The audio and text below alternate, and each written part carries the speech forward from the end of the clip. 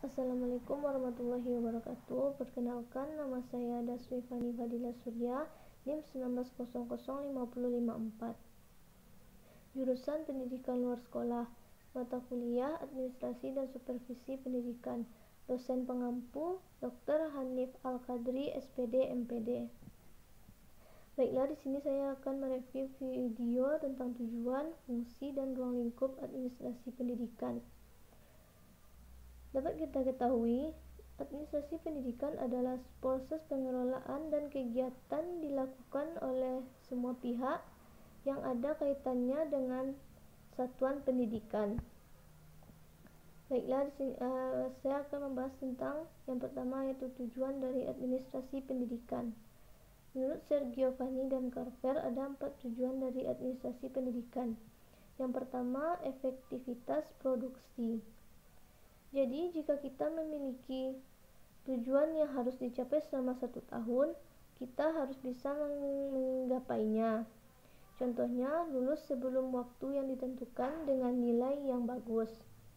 Yang kedua, efisiensi. Kita harus bisa memanfaatkan waktu sebaik mungkin agar waktu tidak terbuang dengan sia-sia. Apapun yang terjadi, waktu itu harus bisa digunakan sesuai kegiatan yang dilakukan dengan menggunakannya dengan sebaik-baiknya. Yang ketiga, yaitu kemampuan menyesuaikan diri, di mana dapat kita ambil bidang garapannya, yaitu administrasi kurikulum, di mana ada ucapan tentang ganti menteri, ganti kurikulum.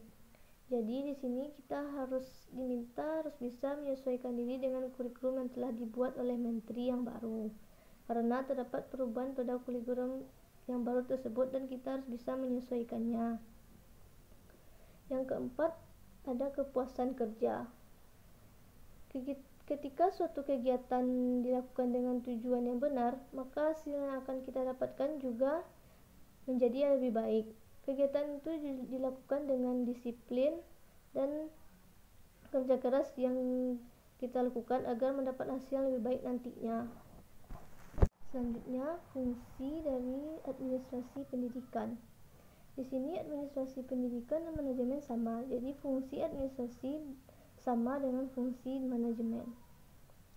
Ada 4 fungsi dari administrasi pendidikan. Yang pertama, yaitu planning atau perencanaan. Keseluruhan pemikiran dilakukan secara matang, hal-hal yang dilakukan untuk masa depan dengan mencapai suatu tujuan yang diinginkan. Tanpa adanya rencana, kita tidak akan bisa menemukan solusi untuk menyelesaikan suatu permasalahan. Yang kedua, yaitu organizing, artinya pengorganisasian.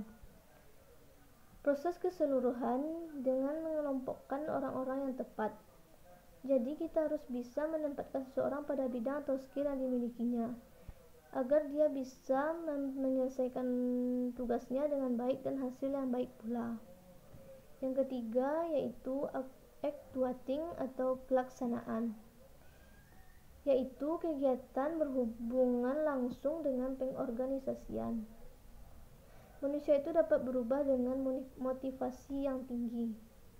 Pelaksanaan itu harus dilaksanakan dengan baik dan cara yang baik pula, agar apa yang diinginkan berhasil baik juga nantinya.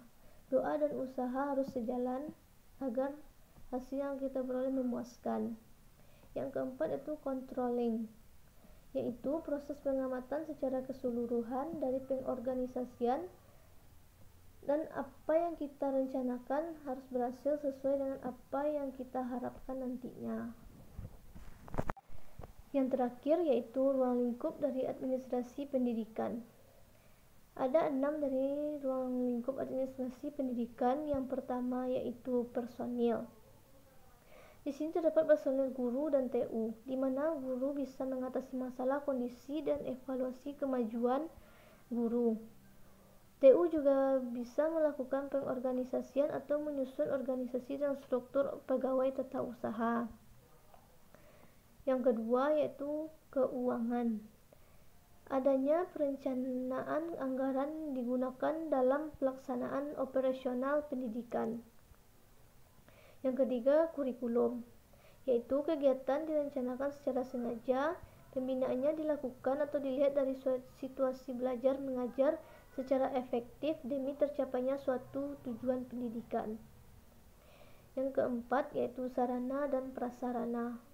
Kegiatan ini dilakukan dengan pemeliharaan dan rehabilitasi dari suatu bidang. Yang keempat yaitu pengawasan, di mana satuan pendidikan berupaya membuat pedoman cara menilai hasil dari pendidikan itu sendiri. Yang keenam yaitu kepemimpinan supervisi, yaitu di mana pemimpin sekolah yaitu kepala sekolah. Jadi kepala sekolah bertanggung jawab dalam pelaksanaan atau pengawasan menyangkut sekolah. Itulah hasil review video dari saya. Mohon maaf bila ada kesalahan. Assalamualaikum warahmatullahi wabarakatuh.